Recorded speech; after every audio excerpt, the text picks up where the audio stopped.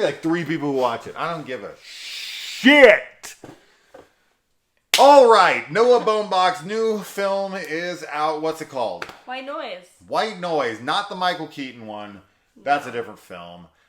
This does have the horror label on IMDb. It has like 5 other fucking genre titles to it as well. Horror, I mean, I guess I can see where there is a scene for sure that is horror. Yeah. And it takes place in a bedroom. Yeah. That is 100% set up like a horror scene. Yes. And then there's other stuff that is thriller horror aspects when it deals with kind of this apocalyptic nature of an event. Okay, so what is this film about? That's a tough one. It's about a family in the 70s, and the dad is this uber pretentious college professor who teaches about Hitler. And it's as pretentious as it sounds. It literally is the epitome of pretentious, and the purpose of it is to be pretentious. And then you've got the wife, played by Greta Gerwig, Babette, or Baba. And, she's a housewife who is taking a mysterious pill, and the daughter of the family is trying to hone in on what the hell her mom's taking behind everyone's back. And then you have a random ragtag team of kids in the house that's comprised of like one really small kid who you get pretty much 0 out of. I honestly don't remember a single fucking scene with him outside of him like being in someone's arms, or they look at him for like 2 seconds. But that's it. Like, he does not have a purpose in the movie other than to like be little kid. Then there is the older brother who is like the know-it-all who takes after his father. And then you've got the daughter who is,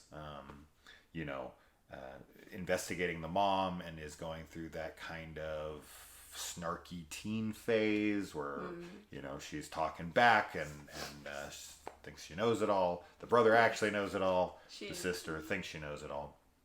And then there's another sibling. The younger sister. That has somewhat of a role, but to a much lesser degree. And we really just kind of follow their lives for, I don't know, overall the whole film, just like a year or something, somewhere in that time period, maybe months. I don't really know what the time period is. Yeah, I'm not sure. We do a time jump. We do. Because the first and second act feel like one thing, and then the third act feels like kind of a disconnected thing. Yeah. But I think people will see that as a disconnected thing. It's hard because I want to say the film's about something. Mm-hmm. But I also kind of feel like it's a spoiler, but it is kind of the point of the movie. So as thematically, right, Act 1, 2, and 3 all work together and marry themselves together very well for me. Yes. Because this speaks on something that is very, very important and personal to me, and that is the fear of something. And there are scenes in this that handle that stuff extremely well. And if you are someone who fears death as terribly as I do, I think this film will definitely resonate with you much more than somebody who does not suffer from a crippling fear of your own demise. So overall, I did quite like it. I'm going to let Kaylee tell you about the dialogue and the style and all that, because I know she's chomping at the bit for that one, or champing at the bit. As I corrected Kaylee and told her that is the real phrase. Champing. But yeah, Noah Baumbach's last film that he did with Adam Driver, A Marriage Story, is phenomenal. And if you haven't seen the scene where Adam Driver tells her that he thinks of her dying, you've never seen a fucking movie. Adam Adam Driver in this too is just wonderful. I think he's such a talented actor, and to best. see him in this role, because I won't say that I've seen him in a ton of things. Obviously, the main thing I think of with him is Kylo Ren, but he's a very different character in this. But somehow, like, even though he's playing this like kind of older, out of shape like dad, he still is like really attractive in like a weird way. But I just thought that his performance was really fantastic in the movie. And like you were saying, the dialogue was probably one of my favorite parts of this, along with the style. It is very Wes Anderson.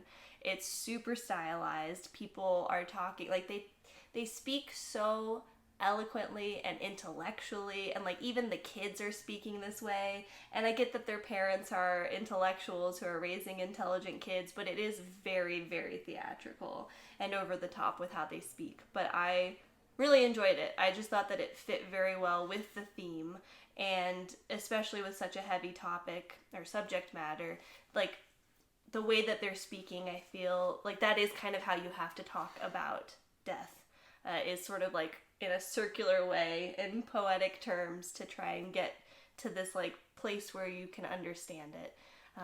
And visually, the film was beautiful. The color palettes were very 70s, very bright shades, but everything, like all the sets, I really enjoyed. I just thought that they looked super cool.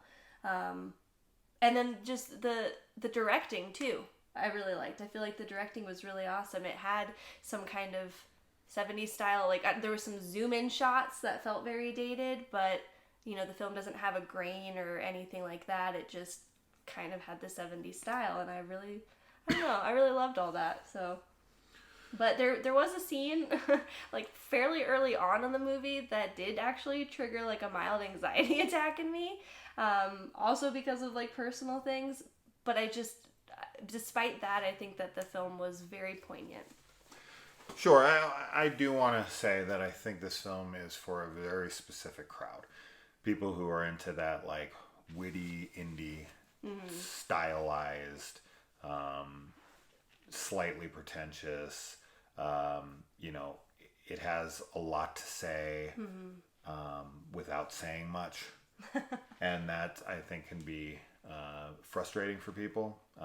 There's a lot of dialogue in this film where people are talking over one another, and you have a lot of like voices happening at the same time, and it can make it slightly hard to focus on what voice you're supposed to be paying attention to. But hey, welcome to a family if you haven't been around one or around situations. Also, the title of the film is White Noise, so it is very applicable.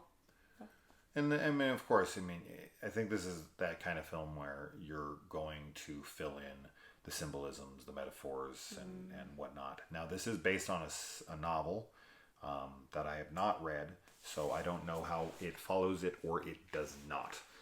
But it's a fairly popular book. I just know nothing about it, so I went into this pretty blind. But yeah, I think that if you are a fan of that kind of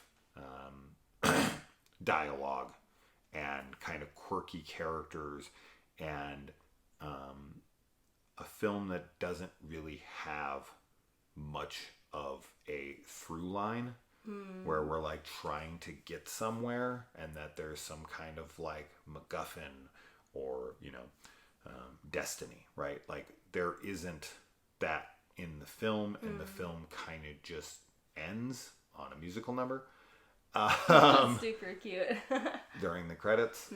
So yeah, I can definitely see people who watch this being like, well, what was the point of that? Like, because if a film doesn't have like a very set plot and a structure to where a purpose has a person has a purpose and a goal, and they're striving towards it, and they have to go through this gauntlet of obstacles to achieve said goal, and then we land on that goal eventually, and that goal is either obtained or unobtained, and the film ends with that character succeeding or being unsuccessful.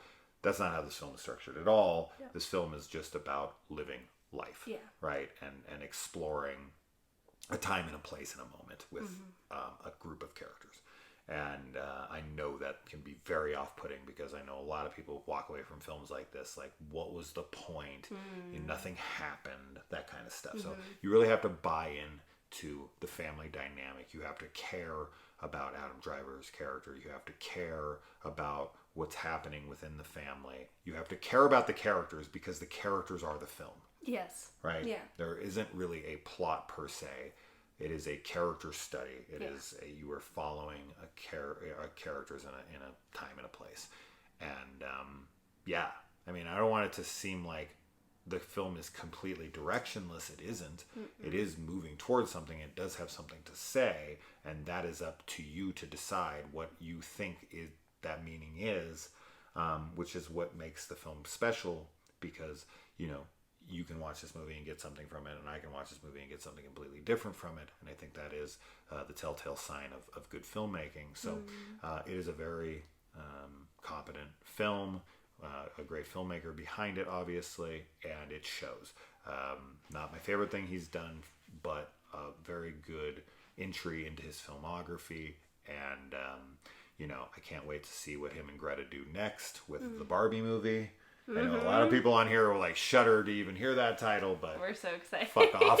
That trailer rules. Yeah. If you can make a fucking Barbie trailer straight up 2001 A Space Odyssey and show me Ryan Gosling without a shirt on, I'm fucking sold. I'm there. Opening night. So there you go. White noise. To some of you, everything we just said will be white noise. Just nothing. That's true. That's fine. That's okay. You can fuck yourself. Let us know. Bye. Bye.